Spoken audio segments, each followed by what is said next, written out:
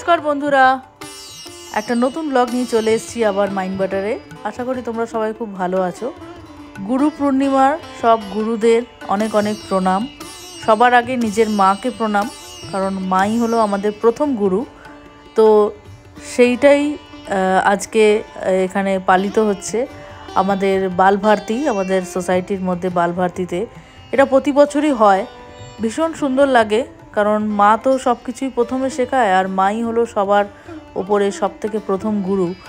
আর সেটাই হচ্ছে। তো সব বাচ্চারা দেখো, সব মায়েরা বসে আছে সুন্দর করে সেজে গুজে, আর এখানে বাচ্চারা সবাই প্রার্থনা করছে, আর তারপরে আরতি করবে, তারপর মারা আশীর্বাদ করবে।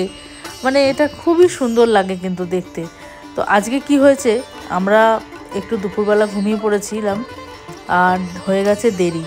ফোনটা দিয়েছিলাম চার্জে সাইলেন্ট মোডে, ব্যাস 5:30টায় অ্যাকচুয়ালি রেডি হয়ে মোটামুটি 6টার মধ্যে যাওয়ার কথা, সেখানে এখন বেজে গেছে প্রায় 7টা। আমি এসছি আজকে 7টায়, তো ওই জন্যে বাকিদের হয়ে গেছে, তো আমি যেহেতু পরে এসছি সেজন্য আমারটা এখন হচ্ছে।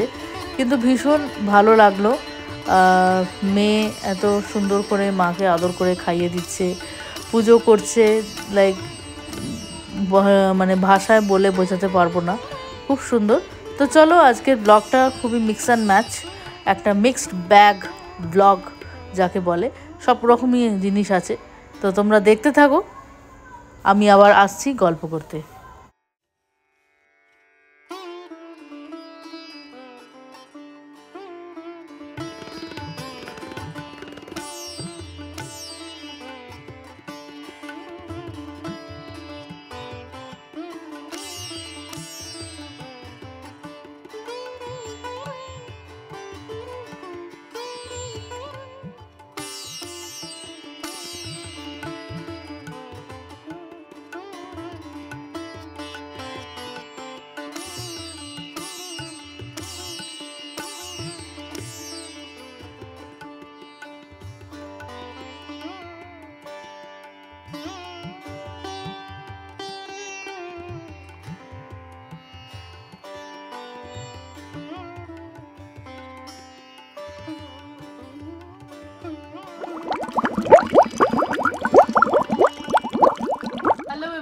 Welcome back with a brand new blog. আশা করি তোমরা সবাই খুব ভালো আছো এবং সুস্থ আছো।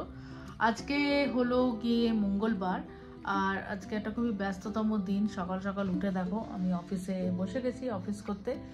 আর এখানে সকালবেলা গেছিলাম ওয়ার্কআউট যা যা করার করে এসেছি, মেয়েকে স্কুল পাঠিয়ে দিয়েছি। আজকে থেকে অভিসারার পরীক্ষা কাল থেকেই শুরু হয়ে গেছে, আজকে সেকেন্ড ডে।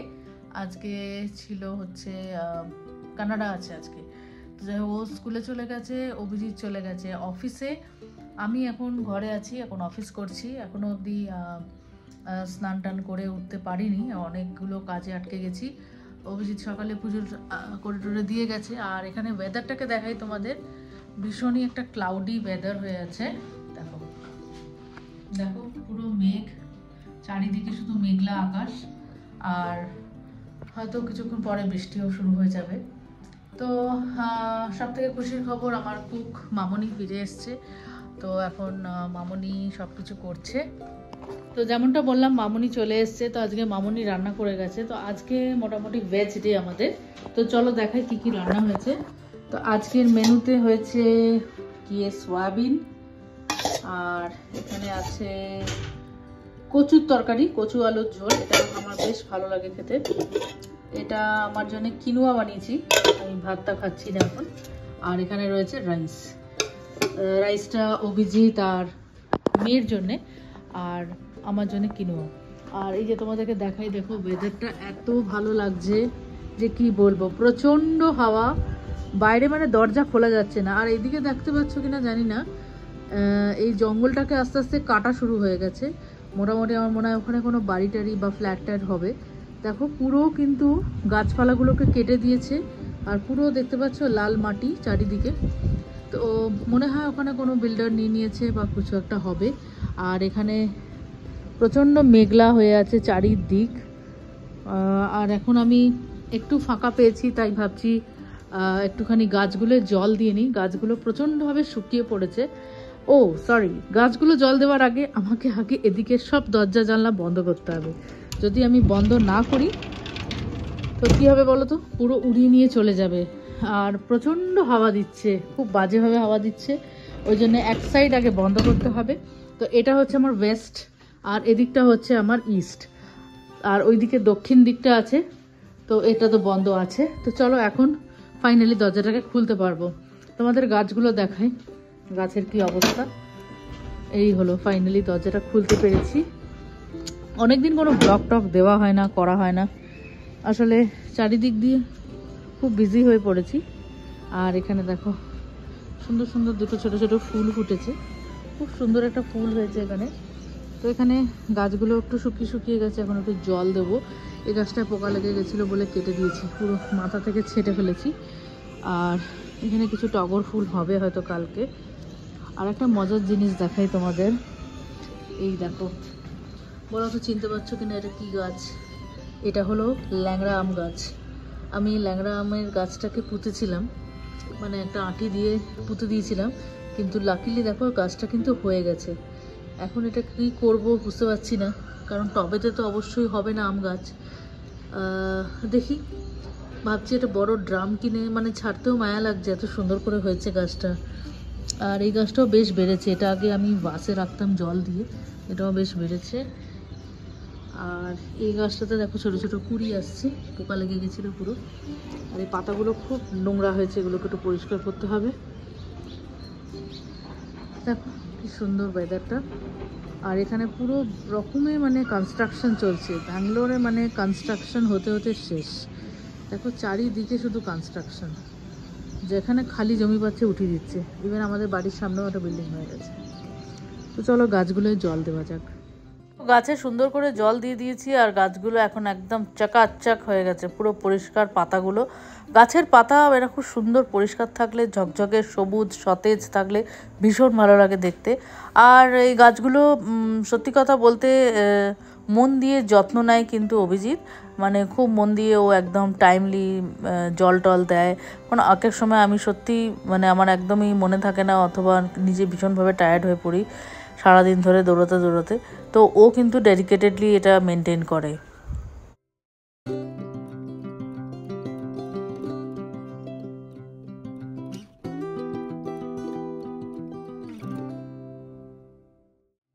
তো সকালবেলা তো অফিস করলাম, সব কিছু করার পরে আর ব্লগ টক করা হয়নি তখন। এখন আমরা বিকেলবেলা চলে এসেছি, সবার একটু অফিসের থেকে একটু রেহাই পেয়েছি। আমরা চলে এসেছি কোথায় বলো তো, অ্যাজ ইউজুয়াল আমার ভীষণ ফেভারিট বাবাই টিফিনে। বাবাই টিফিনে এরকম অড টাইমে এলে কিন্তু ভালোভাবে দাঁড়িয়ে বা বসে খাওয়া যেতে পারে। তো আমরা নিয়েছি হচ্ছে আলুর পকোড়া, আর একটা করে মানে পকোড়া মানে এখানে ভাজ্জি বলে যেগুলোকে, আর সুন্দর একটা চা। তো বিকেল এটা খেয়ে মানে সত্যি মনটা একদম ভরে গেল। আর নো ডাউট মানে আমার এত ভালো লাগে, আমি মাঝে মাঝে যদি কিছু অর্ডারও করতে যাই ঘরেতে, হয়তো রাত্রিরে মনে হচ্ছে যে কিছু রান্না নেই বা কী করব, কিছু খাবো, আমি বেসিক্যালি কিন্তু বাবাই টিফিন থেকে কার্ড রাইস অর্ডার করে দিই, এত ভালো লাগে খেতে।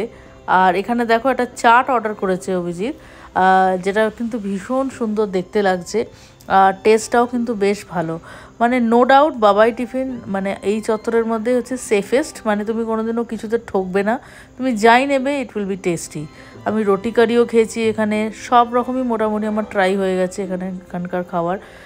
মিলস খেয়েছি, নানা রকমের রাইস খেয়েছি, আর মানে খুব ভালো লাগে। আর কার্ড রাইসটা মানে অসাধারণ বানায় কিন্তু, মানে এমনিতেও ওটা একটা প্রোবায়োটিক, মাঝে মাঝে খাওয়াই যেতে পারে, খুবই ভালো। তো আমাদের খাওয়া দাওয়া হয়ে গেছে, আর এখন আমরা বাইরে বেরিয়ে এসেছি। আর দেখো বাইরে এই যে বাগানটা এত সুন্দর, এটা একটা নার্সারি, খুব সুন্দর সুন্দর গাছ রয়েছে। বাট কি করব, আমরা তো ফ্ল্যাটে থাকি, জায়গার অভাব, সেজন্যে খুব ইচ্ছে করে এত নানা রকমের গাছপালা রাখতে, ঘরদোরকে আরও সবুজ করে রাখতে। বাট যেটুকু জায়গা আয়ত্তের মধ্যে আছে সেখানে অলরেডি সব কিছু ভরে গেছে, তো কিছু করার নেই। তো চলো তাহলে আজকের ব্লগটা এখানেই থাক, আবার দেখা হবে একটা নতুন ব্লগে। চলো টাটা বাই।